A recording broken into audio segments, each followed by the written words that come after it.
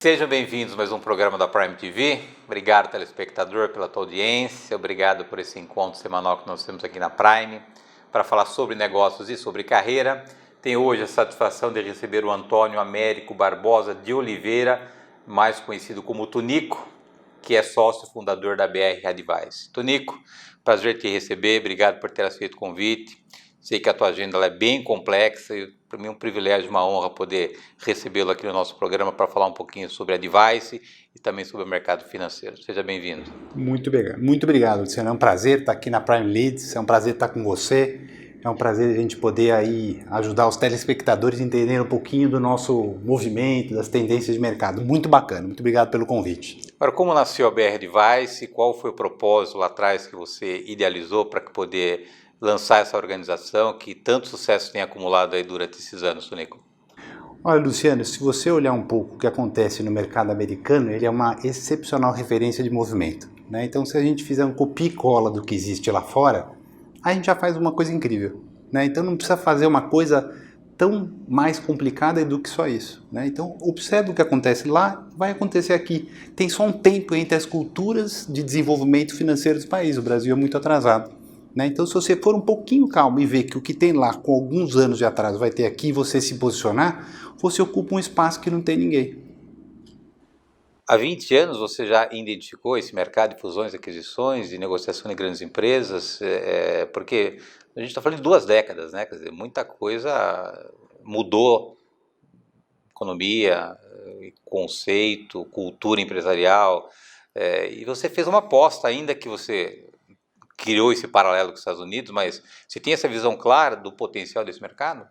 Olha, tinha, Luciano, porque é boa, essa pergunta é excelente, porque o que acontece é o seguinte, né? Você começa com esse setor atendendo os grandes clientes, né? Então as empresas listadas em bolsa, as empresas que tinham expectativa de ser listada, as empresas SA, ou seja, empresas que divulgavam o seu balanço. Esse movimento era feito para os grandes, mas uma hora os grandes se tornam mercadorias escassas, porque todos eles são atacados. Então, obrigatoriamente, por falta de produto, começa a surgir o mercado das médias empresas onde a gente se posicionou.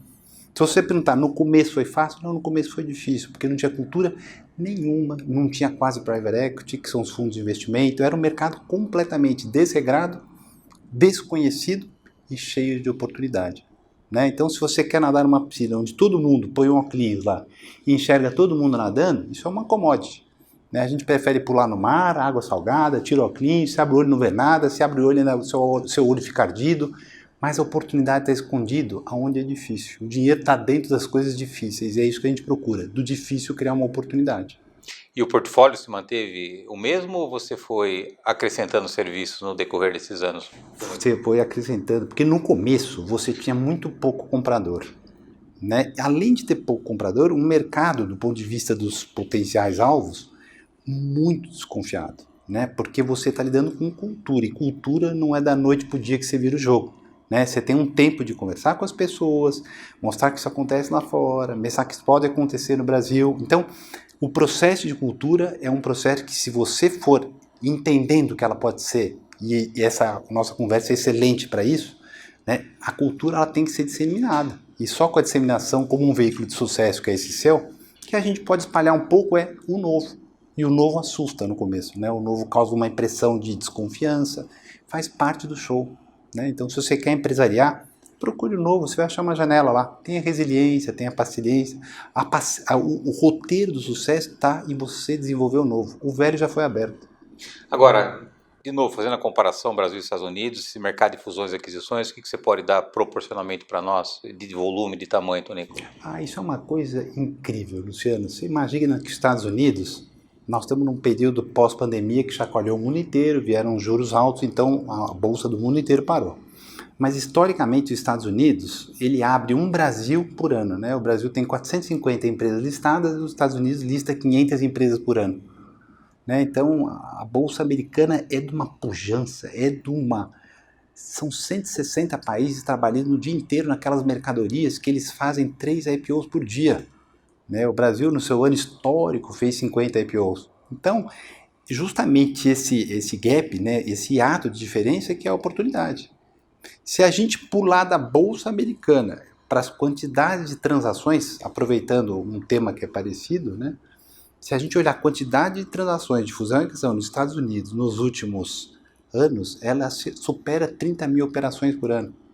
O Brasil agora atingiu 500 operações por ano. Estou falando de empresas de médio porte. Tá? Essa diferença é a oportunidade. Quando a gente olha para os Estados Unidos, para a China, a gente vê duas grandes locomotivas da economia mundial, né?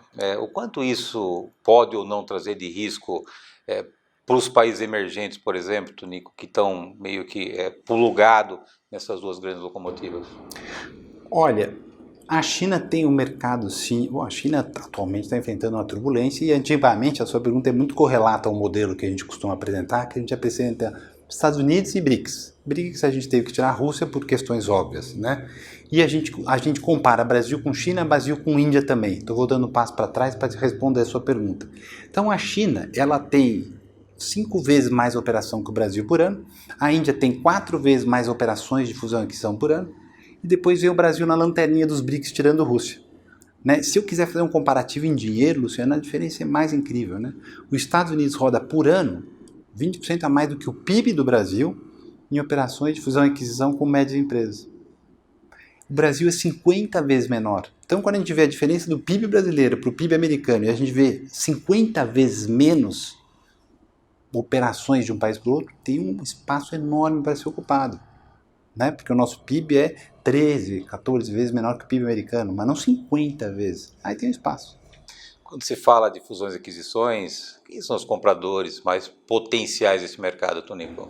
Olha, você tem duas grandes bancadas de compra que se quebram em várias outras bancadas. Né? Então, à medida que o mercado vem amadurecendo, surgem novos compradores. Né? Então, você tinha, num passado, basicamente, as empresas estratégicas. Né? O exemplo de uma empresa estratégica, do Jorge Paulo Lema, Ambev. Né? A Ambev compra empresa no Brasil e no mundo inteiro, compra para aumentar o seu valor em bolsa, e ela não vai sair da posição de uma empresa que compra, ela não vai vender. Então é chamado de comprador estratégico.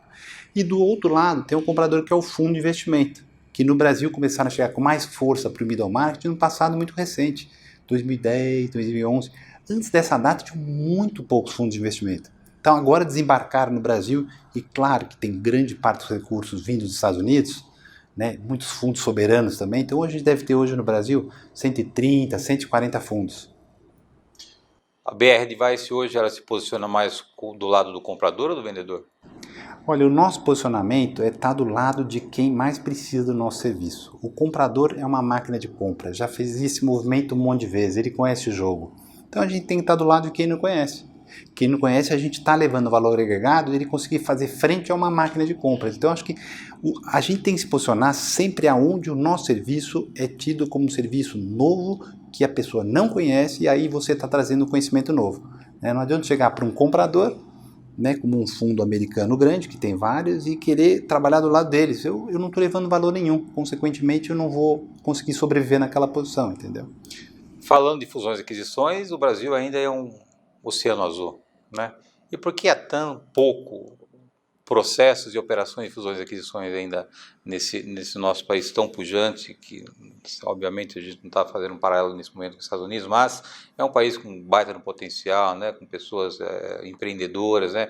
E por que existe tão poucas operações de fusões e aquisições ainda? E esse oceano azul é onde você transita com excelência, Tonico?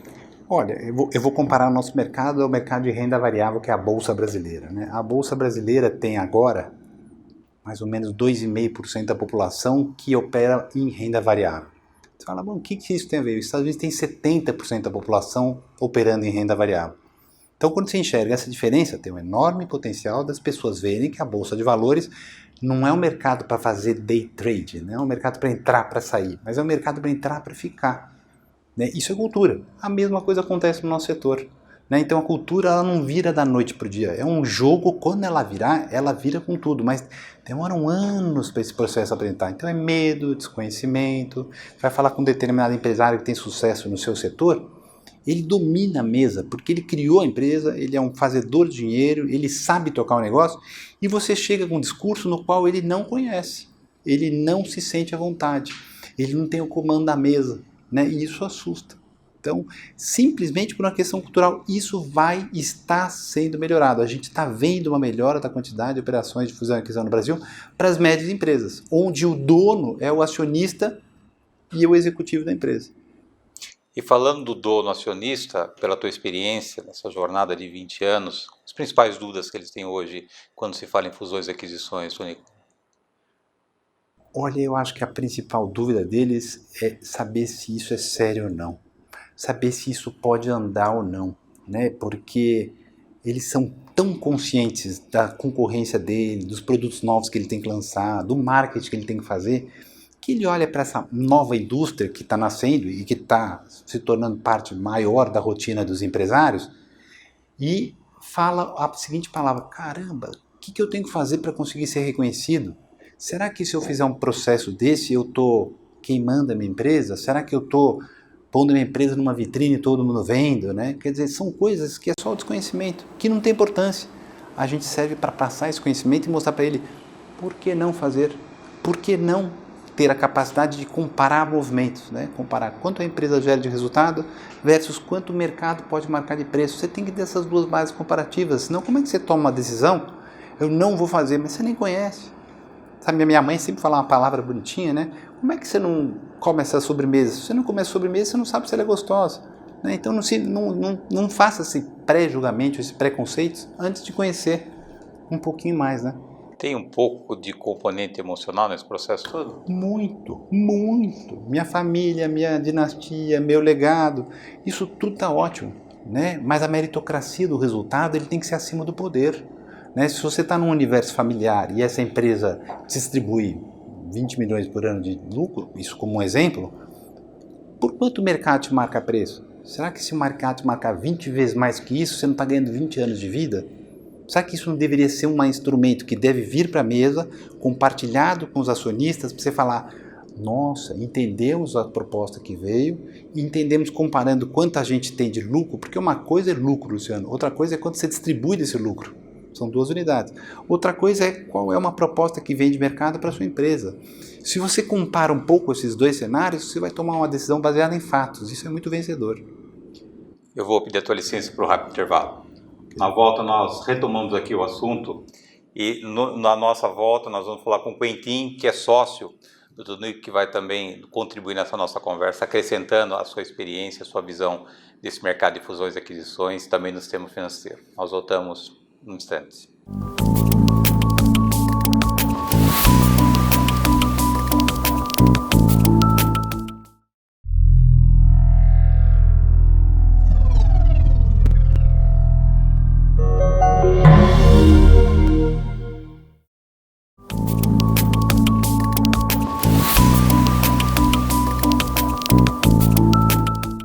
Voltamos. E eu tenho agora a honra de receber aqui na nossa bancada o Cantan. O Cantan é sócio do Tonico. O Cantan, especificamente nesse momento, está numa jornada nova, deixando de ser executivo para ser empreendedor, ser empresário. Agradeço você por ter aceito o convite. Uma honra poder recebê-lo aqui.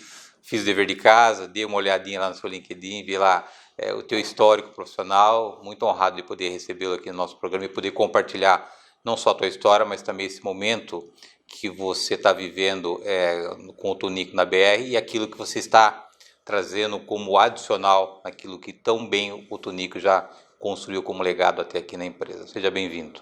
Muito obrigado, Luciano. É uma honra estar presente aqui e poder dividir e compartilhar, né, toda a nossa experiência e também nossa convivência com o mercado financeiro para todos vocês, e junto com o Luciano, que no seu ilustre programa tem um alcance tão grande, né, com os empresários e também os executivos aqui do Brasil. Tá?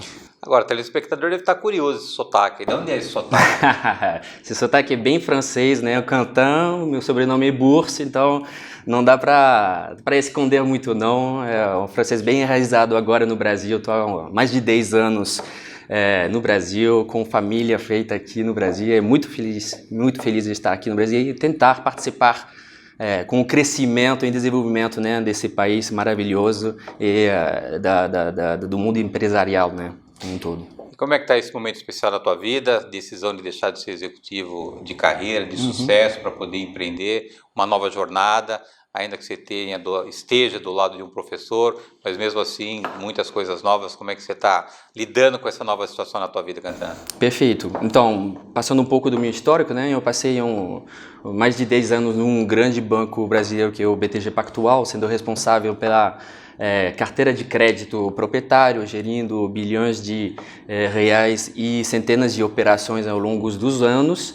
E é isso, você tem uma mudança e um pouco um choque de cultura, passando de um ambiente de uma empresa com milhares e milhares de funcionários espalhados no Brasil e na América Latina para uma estrutura um pouco mais um pouco menor, né, mas empreendendo, que o seu negócio é seu, você não tem milhares de pessoas te ajudando e cheio de processos estabelecidos, você vai desbravando o desconhecido, a incerteza, para justamente colocar, né, uma nova frente e ajudar um pouco mais o Brasil. Porque quando você é executivo, você operacionaliza o que está sendo pensado um pouco atrás. Quando você monta o seu negócio, você cria coisa nova. Então você tem um potencial de criar mais valor pessoalmente e para os demais e para os seus clientes. Então, minha vinda do BTG Pactual para me juntar com o Tonico foi exatamente isso. Tentar trazer o meu conhecimento de estrutura, de parte técnica, para trazer no campo, né? Tentar ir mostrar para os empresários e para os chefes de companhias de médio ou pequeno porte que, de uma maneira meio semelhante ao mercado de fusão e aquisição, o mercado de crédito está disponível para você, porque hoje existe um desconhecimento, né, por parte de empresas e uma falta de comunicação entre as instituições financeiras e as empresas. Então aqui a minha ideia é justamente trazer esse serviço novo dentro da BR Advice para prover soluções de crédito às empresas de pequeno e médio porte, num serviço que é bem complementar com o mercado de fusão e aquisição. Agora, para o nosso telespectador conhecer um pouquinho qual é o tamanho desse mercado de crédito no Brasil hoje, o que você pode compartilhar conosco, Cantan? Então vamos lá, o mercado de crédito sofreu várias alterações, né, nos últimos 10 anos, porque teve vários ciclos, mas ele cresceu, né? De 10 anos para cá, você teve um mercado de crédito que subiu de 1,4 bilhões para 2,2 bilhões de reais. Tá? E um mercado que está mudando cada vez mais, ainda mais com o efeito da pandemia. Você teve antes um mercado muito concentrado em bancos grandes, 4 ou 5 bancos, que davam 80% do crédito. Hoje você tem mercado de capitais. O que isso significa? Gestores de fundos de investimento, pessoas espalhadas e muito pulverizadas. Você tinha 5 bancos dando 80% do crédito, hoje você tem quase 500 gestores dando crédito direto para empresas. E isso com uma modalidade, uma visão e um processo de análise e de aprovação muito mais ágil, né? Porque é isso o ponto. A estrutura do mercado de crédito ele era muito concentrada e um pouco distante, né?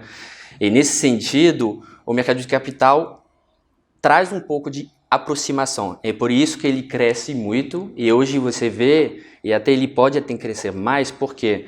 Porque você tem novos produtos sendo oferecidos, né?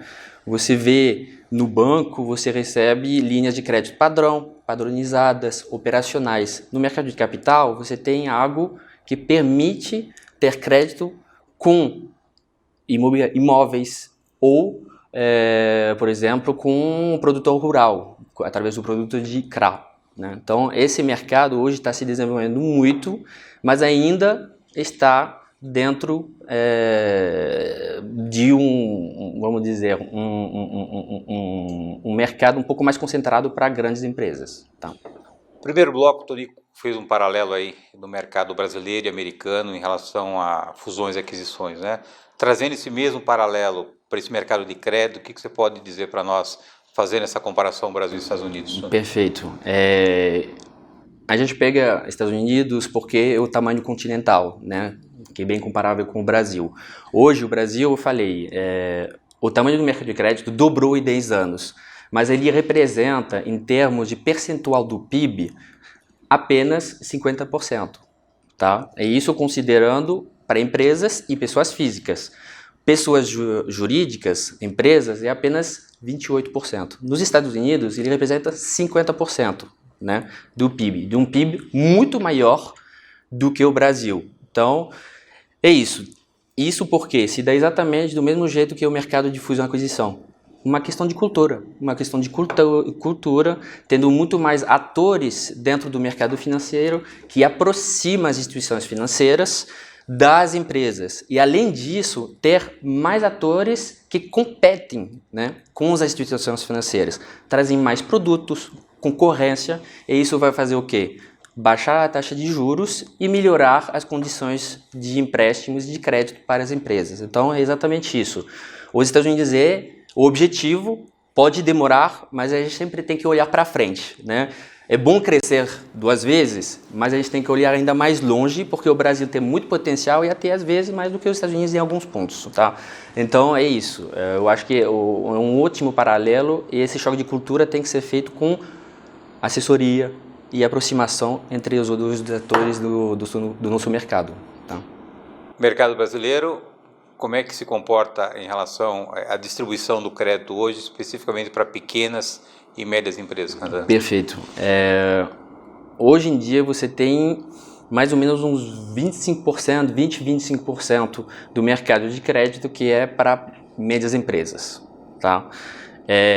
O PIB é gerado mais ou menos uns 35% do PIB por pequenas e médias empresas do Brasil, tá? Então a gente já vê uma diferença entre os dois que poderia ser uma proporção, né, equivalente, em teoria. E até deveria ser até maior, porque grandes empresas, às vezes, não precisam de crédito no Brasil.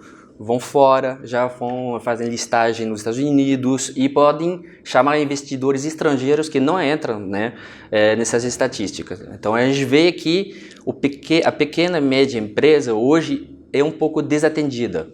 Por quê? Eu já falei. Distanciamento e um problema de cultura onde, às vezes, o empresário busca mais um financiamento próprio, enquanto, através de crédito, poderia impulsionar mais o crescimento dessa empresa, tá? E não ficar num crescimento linear, mas num crescimento exponencial graças à parceria com o mercado de dívida, porque, às vezes, você vê um confronto entre os dois. Quando se fala em crédito no Brasil, tem 2 correntes. Uma corrente vê o crédito como um grande vilão, o custo do dinheiro, e para o outro é algo que é um sonho inatingível, inalcançável para pequenas e médias empresas, né? O que você pode dizer para nós desses 2 universos, Cantan? E se de fato há dificuldade de acesso ao crédito para médias e pequenas empresas? Perfeito. Então, eu vou fazer 2 pontos. Primeiro, dentro do mercado bancário tradicional, qual que é a principal dificuldade? É o atendimento direto à companhia. Vocês têm algumas companhias de um certo porte, muito boas, crescendo, com qualidade na parte do investimento, na geração do fluxo de caixa, por exemplo, que são atendidas por agências locais. Agências locais têm um portfólio de produtos travados, limites baixos. E por conta disso, tem um desencontro entre a necessidade da empresa e o que o banco está oferecendo. Isso é muito importante. Então, precisa de melhorar essa conversa para ser atendida pelos postos, né, e as contrapartes adequadas dentro do banco. Por outro lado, falta conhecimento com a desintermediação, que é através de mercado de capital. Os fundos de investimento falam uma linguagem que espera uma empresa já com um balançador de dados. Não. O empreendedor, uma pequena e média empresa, está focado no negócio. O negócio é crescer, não é para fazer relatórios. Então, justamente, o importante é quebrar essa barreira, ter alguém no meio do caminho que deixe o empreendedor empreender e alguém que mostre, prepare, né, todo esse conteúdo financeiro para falar com os provedores de recursos. E aí facilitar essa ligação entre os dois. E aí você cresce exponencialmente em termos de crédito e ajuda o empreendedor aqui a acessar o crédito. Sensacional, Cantan. Tive uma aula aqui hoje, no primeiro bloco, com o professor Tonico de Fusões e Aquisições, e tive agora uma aula com o jovem empreendedor e empresário agora vou cantar sobre o mercado de crédito. Desejo sucesso para você nessa nova fase da tua vida. Espero que você continue aí voando alto, assim como você voou como executivo, que você possa cada vez mais poder contribuir com o mercado brasileiro, com a tua experiência, com a tua história. Sucesso para você. Muito obrigado, Luciano. Foi um prazer estar aqui e poder compartilhar as experiências com todos vocês. Obrigado. Obrigado. Obrigado, telespectador, pela tua audiência. Lembrando que o programa inédito vai ao ar toda terça-feira, 9h30 da noite. Aguardo vocês na próxima semana. Até lá.